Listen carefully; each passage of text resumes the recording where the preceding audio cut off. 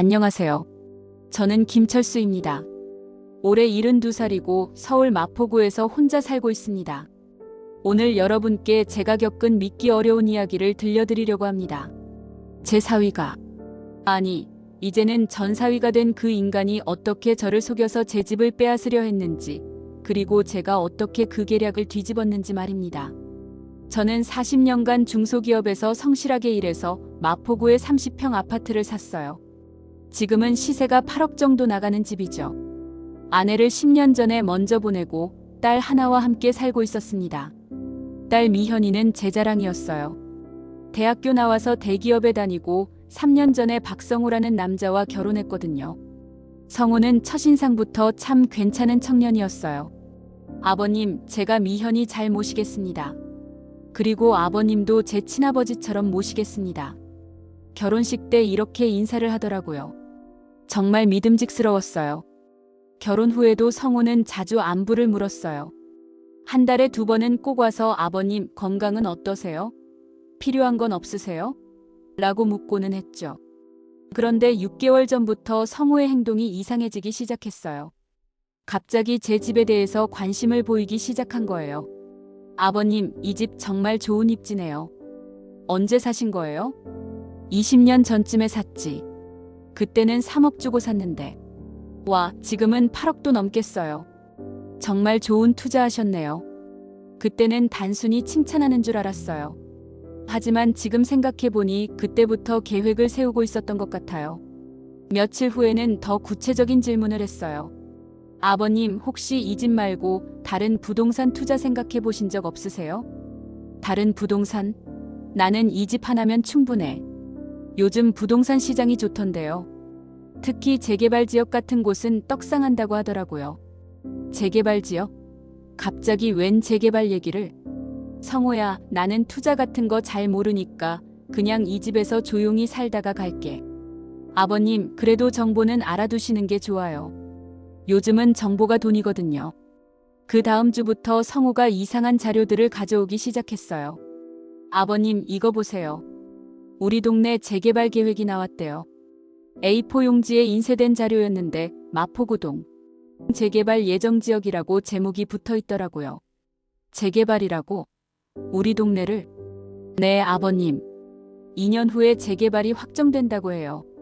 그럼 이 집값이 2배는 오를 거예요. 2배요? 8억이 16억이 된다는 소리네요. 그런데 아버님, 문제가 하나 있어요.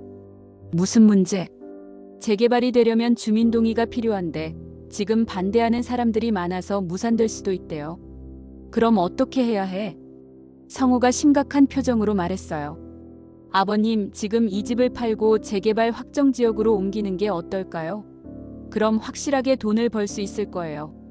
갑자기 집을 팔자고요? 성우야, 나는 이 집에 20년 동안 살았는데 왜 갑자기 팔아야 해? 아버님, 투자는 타이밍이에요. 지금 안 하면 기회를 놓칠 수도 있어요. 그때 미현이도 거들었어요. 아빠, 성우 말이 맞을지도 몰라요. 요즘 부동산 시장이 좋다고 하잖아요. 너도 그렇게 생각해? 네, 아빠. 어차피 혼자 사시기엔 집도 크고 더 작고 좋은 곳으로 이사하시는 것도 나쁘지 않을 것 같아요. 딸까지 그렇게 말하니까 저도 조금 흔들렸어요. 그럼 어디로 이사를 가야 하는데? 성우가 미리 준비한 듯이 말했어요. 아버님, 제가 알아본 곳이 있어요. 강서구에 재개발 확정된 지역이 있는데 거기 아파트가 지금 5억 정도예요. 아버님 집 팔면 3억 정도 남을 거고 그 돈으로 다른 투자도 하실 수 있고요. 3억이 남는다고요? 8억짜리 집을 팔아서 5억짜리 집을 사면 3억이 남기는 하겠네요. 그 3억으로 뭘 하라는 거야? 저희가 잘 굴려서 1년 안에 2배로 만들어 드릴 수 있어요. 잘 굴려서 2배로? 그게 가능한가요? 성호야, 그게 확실해? 아버님, 제가 그동안 부동산 투자 공부를 많이 했어요. 확실한 방법이 있어요. 그 확실한 방법이 뭔지 궁금했지만 그날은 더 이상 얘기하지 않고 성호와 미현이가 돌아갔어요. 하지만 그날 밤부터 저는 계속 생각했어요. 정말 집을 팔아야 할까? 재개발이 정말 될까? 그리고 며칠 후 성우가 더 구체적인 계획을 가지고 찾아왔어요. 성우가 다시 찾아온 건 일주일 후였어요. 이번에는 두꺼운 파일을 들고 왔더라고요.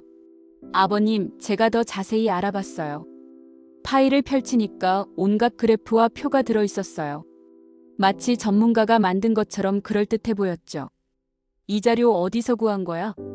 제 선배가 부동산 전문가거든요. 부탁해서 받은 거예요. 그 자료에 따르면 우리 동네 재개발이 70% 확률로 무산될 거라고 나와 있었어요.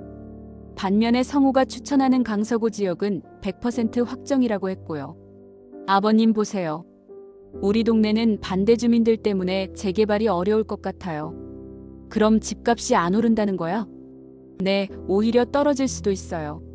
재개발 기대감으로 올랐던 값이 다시 원점으로 돌아갈 수 있거든요.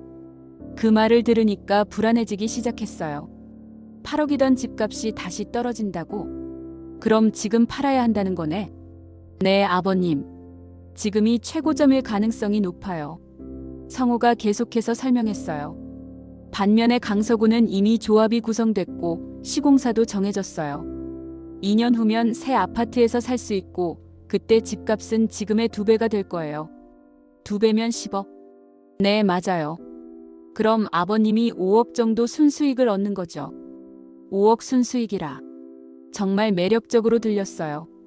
그런데 성우야, 그 3억으로 투자한다는 건 어떤 투자야? 성우가 조심스럽게 말했어요. 아버님, 사실은 제가 사업을 하나 시작하려고 해요. 사업? 네, 온라인 쇼핑몰인데요. 제가 그동안 준비해온 거예요. 확실한 수익이 나올 거예요.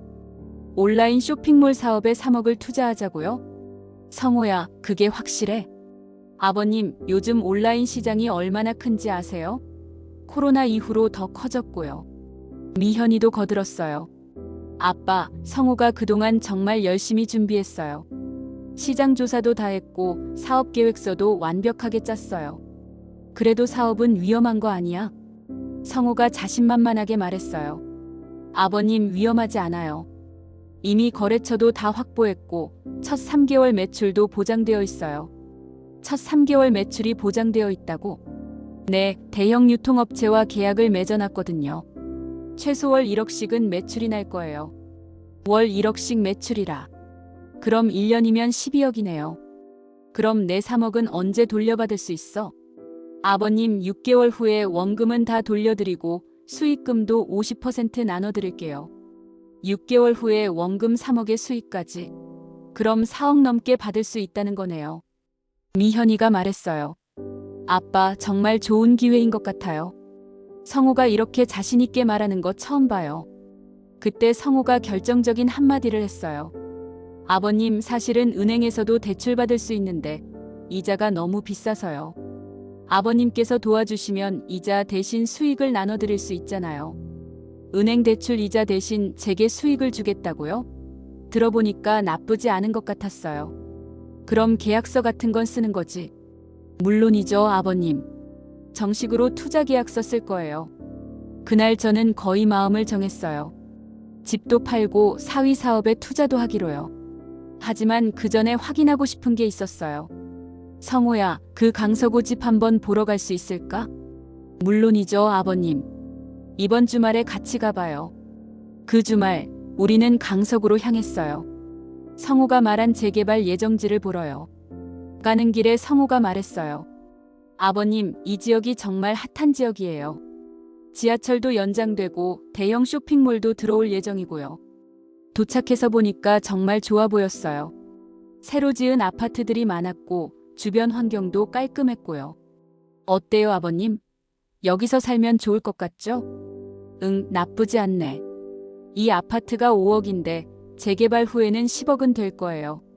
그때만 해도 저는 성우를 완전히 믿고 있었어요. 이렇게 자신 있게 말하는데 거짓말일 리가 없다고 생각했거든요. 집에 돌아와서 저는 결심했어요. 집을 팔고 강서구로 이사하기로요. 하지만 그 결정이 제 인생 최악의 선택이 될 줄은 꿈에도 몰랐어요. 집을 팔기로 결정한 다음 주 성우가 부동산 중개업소를 소개해줬어요. 아버님, 제가 아는 중개업소가 있어요. 거기서 하면 빨리 팔 수 있을 거예요. 어디야? 성공부동산이라고 우리 동네에서는 꽤 유명한 곳이에요. 성공부동산. 이름은 그럴듯하네요. 다음날 성우와 함께 성공부동산에 갔어요. 40대 중반으로 보이는 남자가 나와서 인사했어요. 안녕하세요. 저는 이 부동산의 대표 장민수입니다.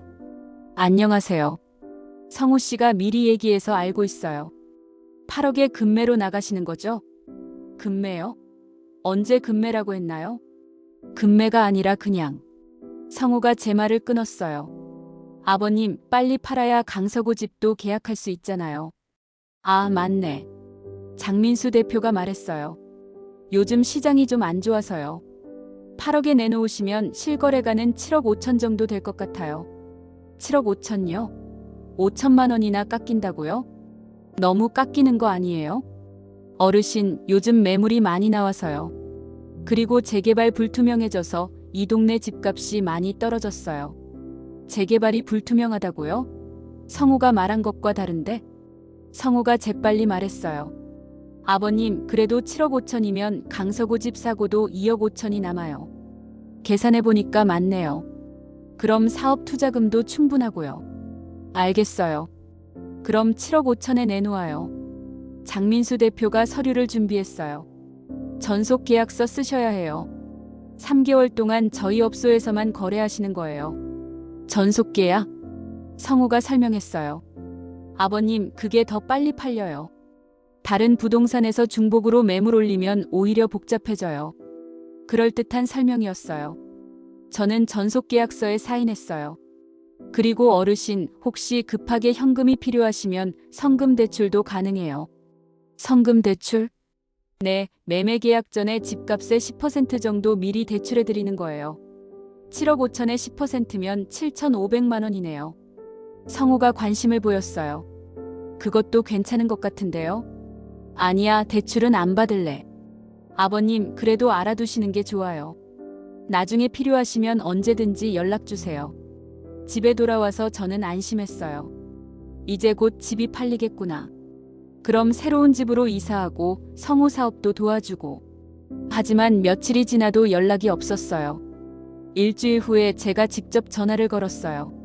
장 대표님, 매물 문의는 어떻게 돼요? 아, 어르신. 문의는 몇 건 있었는데 가격 때문에 성사가 안 되고 있어요. 가격 때문에? 네, 다들 7억 정도로 생각하시더라고요. 또 5천만 원을 깎자고요? 너무 많이 깎이는 거 아니에요? 어르신, 시장이 그래요. 어쩔 수 없어요. 그때 성우가 전화를 받더니 말했어요. 아버님, 제가 장 대표님하고 얘기해봐요. 성우와 장 대표가 뭔가 오래 얘기를 나누더니 성우가 저에게 말했어요. 아버님, 7억에 하시죠. 그래야 빨리 나갈 것 같아요. 결국 7억으로 가격을 내렸어요. 원래 예상보다 1억이나 적어졌지만 그래도 강서구 집 사고 1억 5천은 남으니까 괜찮다고 생각했어요. 그런데 이상한 일이 또 생겼어요. 2주가 지나도록 또 연락이 없는 거예요. 제가 다시 전화했죠. 장 대표님, 7억으로 내렸는데도 안 나가요? 어르신, 죄송해요. 요즘 정말 경기가 안 좋아서. 그때 제가 이상한 걸 발견했어요. 그런데 제 집이 인터넷에는 올라가 있나요? 네, 물론 올려놨어요. 그럼 제가 직접 확인해봐도 돼요? 네네. 확인해보세요. 집에 와서 인터넷으로 검색해봤어요. 그런데 제 집이 안 보이는 거예요. 아무리 찾아도 7억짜리 매물이 없었어요. 혹시나 해서 다른 부동산 사이트도 찾아봤는데 역시 없었어요. 이상했어요. 전속 계약했는데도 인터넷에 안 올라가 있다니. 다음날 제가 직접 성공부동산에 찾아갔어요. 장 대표님, 제 집이 인터넷에 안 올라가 있던데요? 아, 그게 시스템 오류였나 봐요. 다시 올려놓겠어요. 시스템 오류라고? 3주 동안? 그럼 그동안 매물 홍보를 안 한 거네요? 아니에요, 어르신. 저희가 직접 발품 팔아서 찾고 있었어요. 뭔가 이상했지만 그냥 넘어갔어요. 하지만 그날 밤 저는 우연히 충격적인 사실을 발견했어요. 인터넷으로 우리 동네 집값을 다시 찾아보다가 비슷한 평수의 집이 8억 5천에 나온 걸 봤거든요. 8억 5천? 제 집보다 1억 5천이나 비싸게.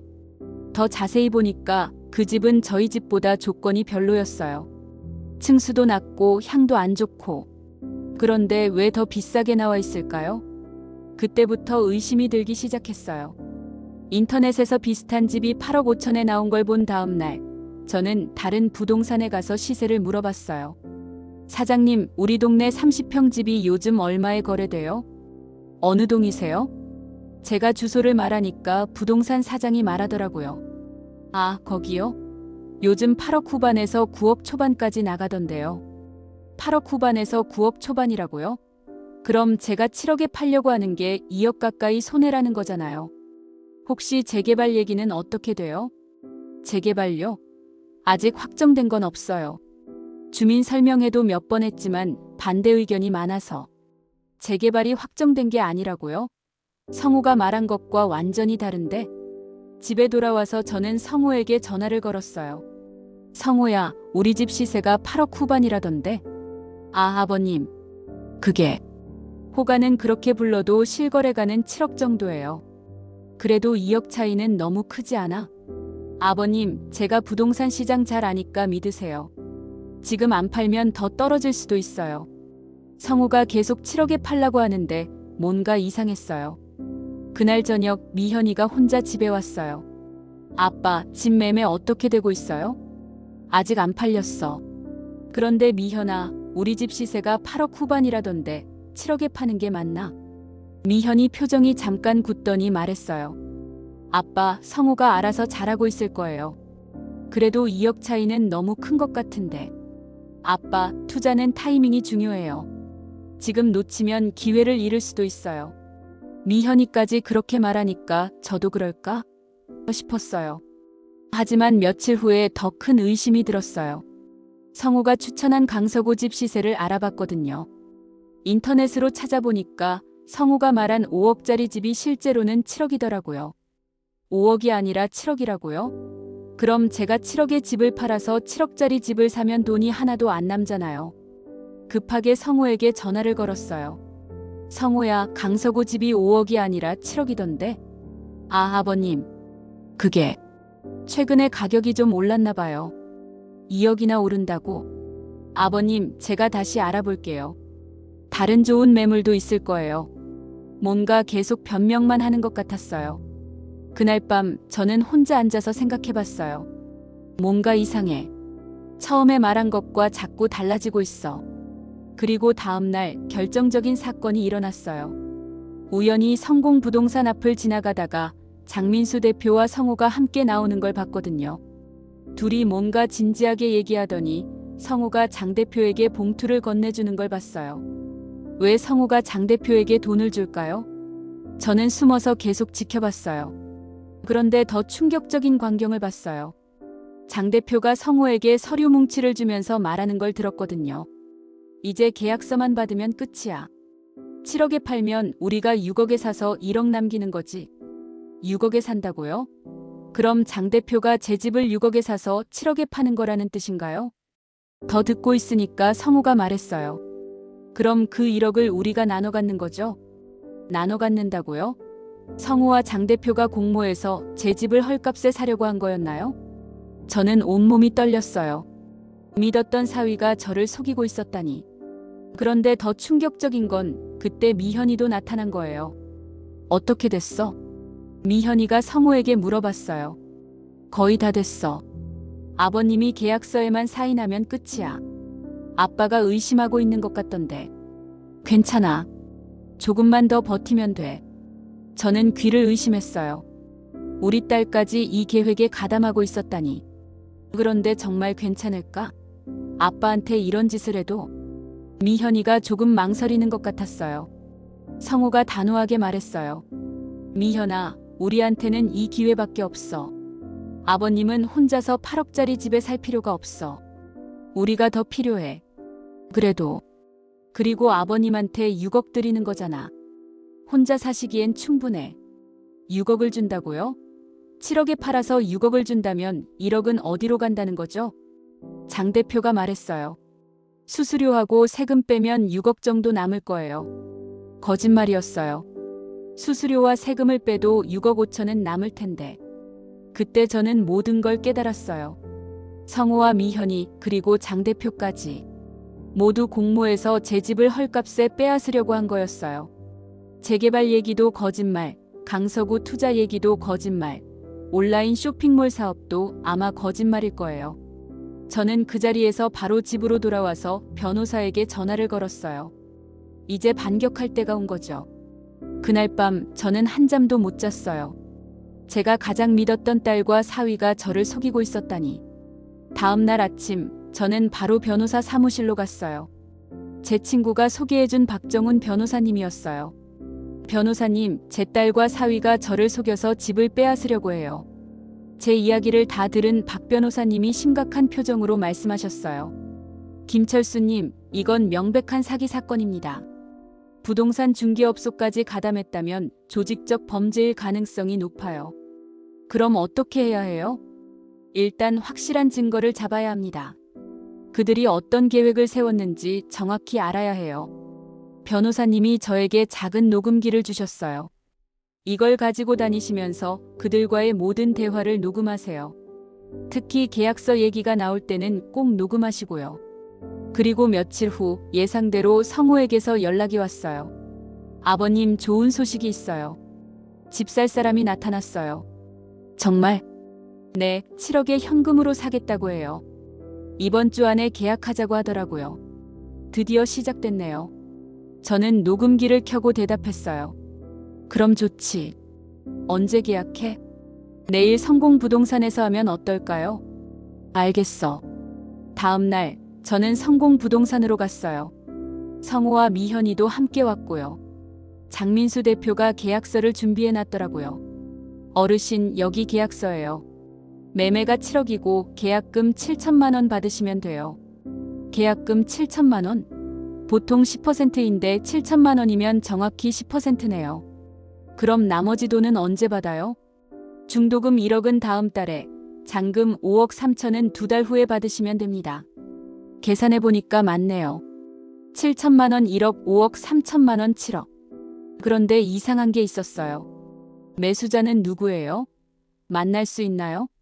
장 대표가 당황하는 기색을 보이더니 말했어요.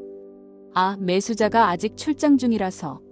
대리인이 와서 계약할 예정이에요. 대리인이요? 대리인은 누구예요? 제 동생이 대리인 역할을 할 거예요. 제 동생이 매수자의 대리인? 뭔가 이상했지만 일단 넘어갔어요. 성호가 재촉했어요. 아버님, 계약서에 사인하세요. 매수자가 급해서요. 저는 계약서를 자세히 읽어봤어요. 그런데 이상한 조항이 있더라고요. 여기 뭐라고 써 있어요? 매도인은 계약 후 매매 대금에 이의를 제기할 수 없다. 아, 그건 일반적인 조항이에요. 계약 후에 가격 변경하자고 하면 안 된다는 뜻이에요. 그럴듯한 설명이었지만 뭔가 석연치 않았어요. 그리고 여기 중개수수료 및 재반 비용은 매도인이 부담한다고 되어 있는데 이것도 보통인가요? 장 대표가 빠르게 대답했어요. 네, 요즘은 다 그래요. 매도인이 수수료 부담하는 게 일반적이에요. 거짓말이었어요. 보통은 매도인, 매수인이 반반 부담하거든요. 하지만 저는 모르는 척했어요. 수수료가 얼마나 돼요? 2%니까 1,400만 원이에요. 1,400만 원이라고요? 7억에 2%면 맞네요. 하지만 일반적으로는 0.51% 정도인데 좀 비싼 것 같은데. 성호가 끼어들었어요. 아버님, 이번에 놓치면 언제 또 이런 매수자가 나올지 몰라요. 미현이도 거들었어요. 아빠, 그냥 하세요. 1,400만 원 정도는 괜찮잖아요. 결국 저는 계약서에 사인했어요. 물론 다 연기였지만요. 계약금 7천만 원도 현금으로 받았어요. 장 대표 동생이라는 사람이 가방에서 현금 다발을 꺼내주더라고요. 어르신, 계약금 7천만 원 확인해 보세요. 감사합니다. 계약이 끝나고 나서 성호와 미현이가 기뻐했어요. 아버님, 정말 잘 되었네요. 이제 강서구 집도 알아봐야죠. 그런데 성호야, 내가 받을 돈이 정확히 얼마나 되지? 성호가 계산기를 꺼내더니 말했어요. 7억에서 중개수수료 1,400만 원, 양도소득세 대략 3천만 원, 6억 2천 정도 받으실 것 같아요. 6억 2천이라고요? 처음에 6억 5천이라고 했는데 또 줄었네요. 세금이 그렇게 많이 나와? 아버님 집값이 많이 올라서요. 어쩔 수 없어요. 그날 밤 저는 박 변호사님께 전화를 드렸어요. 변호사님 계약 다 끝났어요. 녹음도 했고요. 잘하셨어요. 이제 그들이 실제로 어떤 계획을 세웠는지 알아봐야겠네요. 변호사님이 저에게 사설 탐정을 소개해 주셨어요. 성호와 장 대표의 뒤를 조사해달라고 부탁했죠. 며칠 후 탐정에게서 충격적인 보고를 받았어요. 장민수라는 사람은 가짜 부동산 중개업소를 운영하고 있었고 성호는 이미 2년 전부터 이런 계획을 세우고 있었다는 거예요. 그리고 가장 충격적인 건 미현이가 성호와 함께 다른 노인들도 속여서 집을 빼앗은 전적이 있다는 거였어요. 제 딸이 전문 사기꾼이었던 거예요. 이제 정말 반격할 때가 왔어요. 사설 탐정의 보고서를 받은 저는 온몸이 떨렸어요. 제 딸 미현이가 성호와 함께 이미 3명의 노인을 속여서 총 15억 원을 가로챘다는 내용이었거든요. 박 변호사님이 보고서를 보시더니 말씀하셨어요. 김철수님, 이건 단순한 가족 내 분쟁이 아닙니다. 전문적인 사기 조직이에요. 보고서에 따르면 성호와 미현이는 2년 전부터 계획적으로 혼인신고를 한 가짜 부부였어요. 진짜 사랑해서 결혼한 게 아니라 처음부터 노인들을 속이기 위한 사기 결혼이었다는 거죠. 그들의 수법은 이랬어요. 먼저 혼자 사는 노인을 타깃으로 정해요. 그 다음 미현이가 그 노인의 딸 역할을 하고 성호가 사위 역할을 하는 거죠. 몇 년간 효자 효부 노릇을 하면서 신뢰를 쌓은 다음 부동산 사기를 치는 거예요. 장민수도 그들과 한패였어요. 가짜 부동산 중개업소를 차려서 시세보다 헐값으로 집을 사들인 다음 진짜 시세에 팔아서 차익을 남기는 거였죠. 변호사님, 그럼 미현이는 제 진짜 딸이 아니라는 거예요? 보고서를 보면 그럴 가능성이 높습니다. DNA 검사를 해봐야겠지만 저는 머리가 하얘졌어요. 3년 동안 제 딸이라고 생각했던 사람이 사실은 저를 속이려고 접근한 사기꾼이었다니. 그런데 어떻게 3년 동안 모를 수가 있었을까요? 보고서를 보니까 이들이 상당히 치밀하게 준비를 했습니다. 미현이라는 가짜 신분증부터 시작해서 혼인신고까지 모든 서류를 위조한 것 같아요. 그럼 제 진짜 딸은 어디에 있는 걸까요?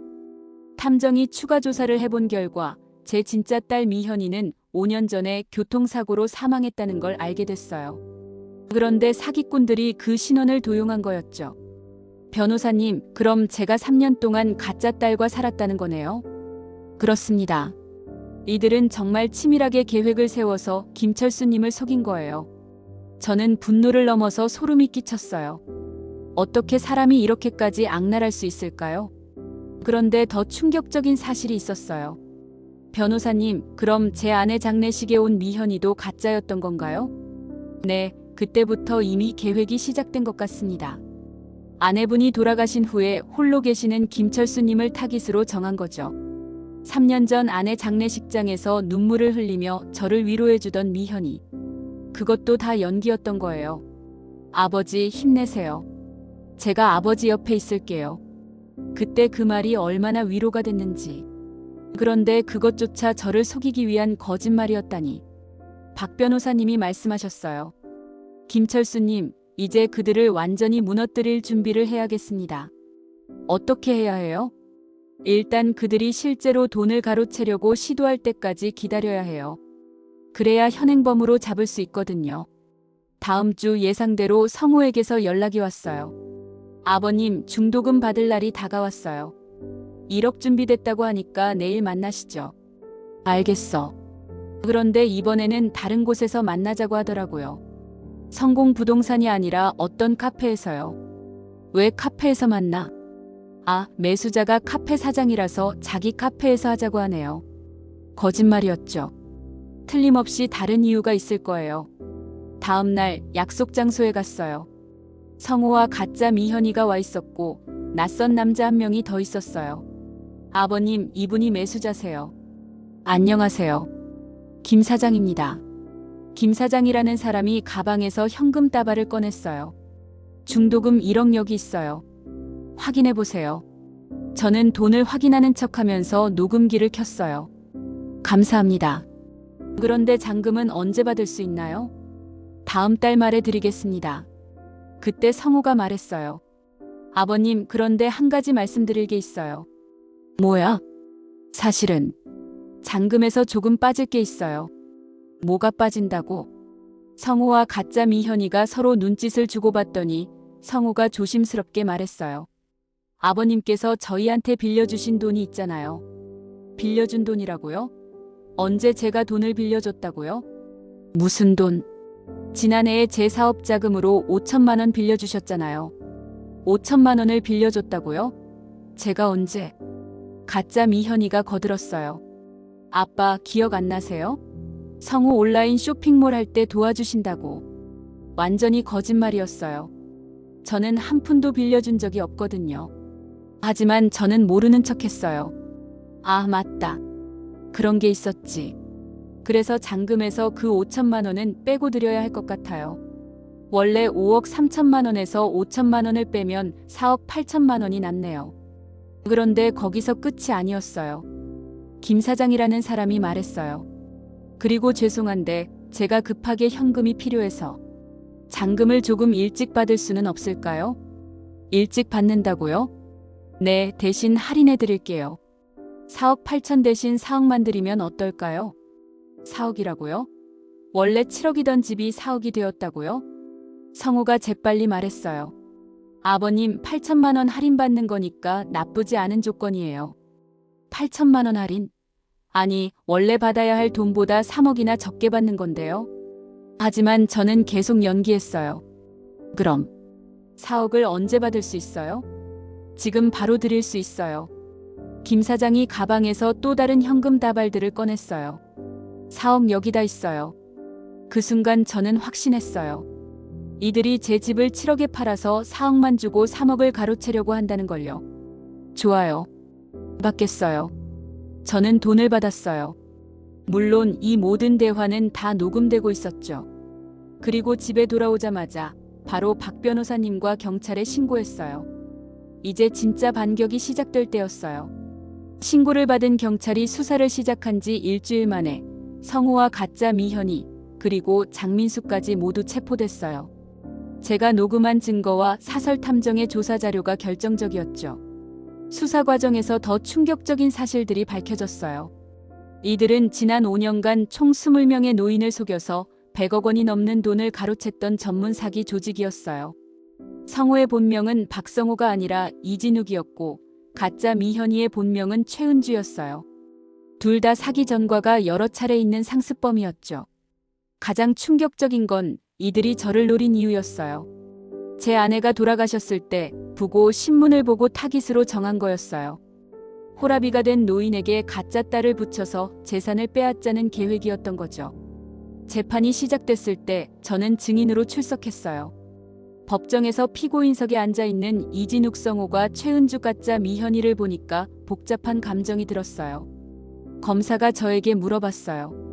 피해자께서는 언제부터 의심하기 시작하셨나요? 집 시세를 알아보고 나서부터요. 8억 후반인 집을 7억에 팔라고 하니까 이상했거든요. 피고인들이 피해자를 어떻게 속였는지 설명해 주세요. 저는 차근차근 설명했어요. 가짜 재개발 정보부터 시작해서 허위 투자 제안, 그리고 부동산 중개업소와의 공모까지. 피고인 최은주가 피해자의 딸 행세를 한 것에 대해서는 어떻게 생각하세요? 처음에는 정말 제 딸인 줄 알았어요. 아내 장례식 때부터 저를 위로해주고 잘해줘서. 그런데 그게 다 연기였다니 정말 믿을 수가 없어요. 방청석에서 탄식 소리가 나왔어요. 피고인 측 변호사가 반대 신문을 시작했어요. 피해자께서는 처음부터 끝까지 자발적으로 계약에 동의하지 않았나요? 강요받은 건 아니지만 거짓 정보로 속은 거죠.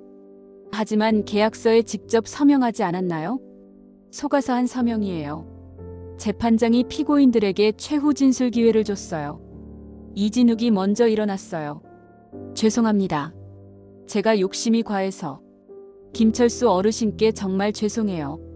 그런데 최은주는 끝까지 뻔뻔했어요. 저는 정말 좋은 마음으로 도와드리려고 했어요. 어르신이 혼자 계시니까 안쓰러워서. 재판장이 최은주를 제지했어요. 피고인, 지금도 거짓말을 하는 겁니까? 최종 변론에서 검사가 말했어요. 이 사건은 단순한 사기가 아닙니다. 노인의 외로움과 가족에 대한 그리움을 악용한 극악무도한 범죄입니다. 피고인들은 피해자의 아내가 돌아가신 슬픔을 이용해서 가짜 딸로 접근했고 3년 동안 계획적으로 신뢰를 쌓은 다음 재산을 빼앗으려 했습니다. 이런 범죄가 계속된다면 우리 사회의 노인들은 아무도 믿을 수 없게 될 것입니다. 엄중한 처벌이 필요합니다. 한 달 후 선고가 내려졌어요. 이진욱 사기, 문서위조 혐의로 징역 8년.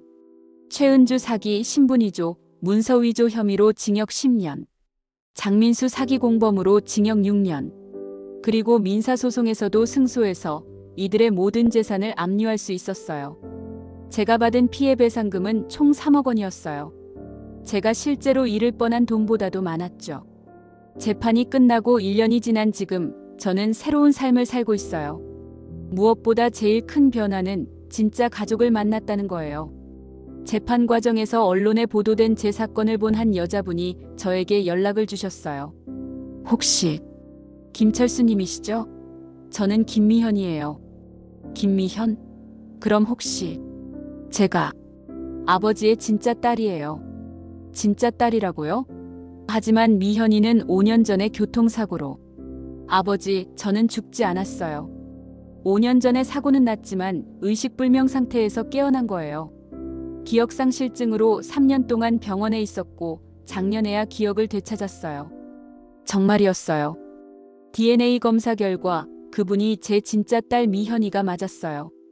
사기꾼들이 미현이가 죽었다고 알고 신원을 도용했는데 실제로는 살아있었던 거였죠. 아버지, 그동안 얼마나 힘드셨어요. 진짜 미현이와의 재회는 정말 눈물이 날 정도로 감동적이었어요. 미현아, 아빠가 너를 잃었다고 생각하고 얼마나 슬펐는지. 그런데 내가 살아있었다니. 아버지, 저도 기억을 되찾고 나서 아버지를 찾으려고 했는데 그때 뉴스에서 아버지 이야기가 나온 거예요. 그 가짜가 제 이름을 써서 아버지를 속였다니 정말 화가 났어요. 진짜 미현이는 사고 후유증으로 아직 완전히 회복되지는 않았지만 조금씩 좋아지고 있어요. 지금은 저와 함께 살면서 재활치료를 받고 있고요. 그리고 또 다른 큰 변화는 제가 노인사기 예방 활동을 시작했다는 거예요. 박 변호사님과 함께 시니어 보호센터를 만들어서 저처럼 사기를 당할 뻔한 어르신들을 도와드리고 있어요. 김철수님의 경험이 다른 어르신들에게 큰 도움이 될 거예요. 실제로 상담센터에는 매주 비슷한 피해를 당한 분들이 찾아오세요. 선생님, 우리 사위가 집을 팔자고 하는데 의심스러워요. 며느리가 갑자기 부동산 투자를 하자고 하는데 믿어도 될까요? 이런 상담을 받을 때마다 저는 제 경험을 들려드려요. 절대 서둘러서 결정하지 마세요. 시간을 두고 충분히 알아보세요. 그리고 가족이라고 해서 무조건 믿지 말고 의심스러우면 전문가와 상의하세요. 요즘 저는 정말 바쁘게 살고 있어요. 상담센터 운영하고 가끔 TV나 라디오에 나가서 노인사기 예방 강연도 하고 진짜 미현이와 함께 시간도 보내고 무엇보다 뿌듯한 건 제 경험이 다른 분들에게 도움이 되고 있다는 거예요. 지난달에는 제 상담을 받으신 할머니가 사위의 부동산 사기를 미리 막으셔서 5억 원을 지킬 수 있었다고 감사 인사를 오셨어요. 김 선생님 덕분에 제가 바보 되는 걸 막았어요. 이런 말씀을 들을 때마다 보람을 느껴요. 그리고 가장 중요한 건 저는 이제 진짜 가족의 소중함을 알게 됐어요. 가짜 미현이와 3년을 살면서도 뭔가 어색했던 이유를 이제야 알겠어요. 진짜 가족이 아니었으니까요. 진짜 미현이와 함께 있으면 정말 편해요. 말을 안 해도 서로 마음을 알 수 있고 함께 있는 것만으로도 행복해요. 아버지, 제가 이제라도 돌아와서 다행이에요. 그럼 우리 이제 다시 진짜 부녀가 됐으니까. 그 일이 있고 난 후 2년이 지난 지금 저는 74살이 되었어요. 제 집은 그대로 지키고 있고 진짜 미현이와 함께 행복하게 살고 있어요. 미현이는 사고 후유증이 많이 좋아져서 이제는 파트타임으로 일도 시작했어요. 시니어 보호센터도 점점 커져서 지금은 전국에 10개 지점까지 생겼어요.